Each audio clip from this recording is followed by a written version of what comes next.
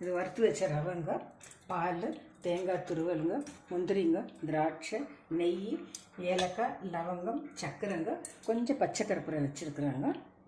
இப்போ இது வறுத்துக்கலாங்க. முந்திரி திராட்சை வறுத்துக்கிறாங்க. வறுத்த முந்திரி இல்லைங்க, ரவை போட்டுக்கலாங்க.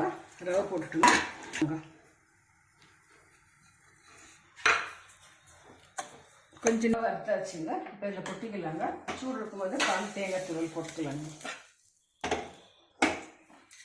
இப்போ பச்சை கருப்பூரம் கொஞ்சம் போட்டுக்கலாங்க.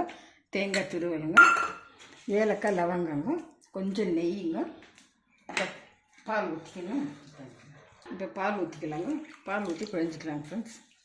ரவை ரெடி ஆகிடுச்சிங்க ஃப்ரெண்ட்ஸ். வரலட்சுமி பண்டிகை ஸ்பெஷலுங்க இது. நாளைக்கு செய்கிறதுக்கு இன்றைக்கே பண்ணிவிட்டாங்க. அந்த ரெடி பண்ணி ஒரு ஸ்வீட்டாக ரெடி பண்ணலான்னு இப்போ பண்ணின்னு இருக்கிறேன் ஃப்ரெண்ட்ஸ். வரலட்சுமி பண்டிகை ஸ்பெஷல் ரவை லட்டு பண்ணியிருக்கிறாங்க. நீங்களும் ட்ரை பண்ணுங்கள் ஃப்ரெண்ட்ஸ். லைக் பண்ணுங்கள், ஷேர் பண்ணுங்கள், கமெண்ட் பண்ணுங்கள், சப்ஸ்கிரைப் பண்ணுங்கள் ஃப்ரெண்ட்ஸ். ஈஸியாக செய்யலாங்க.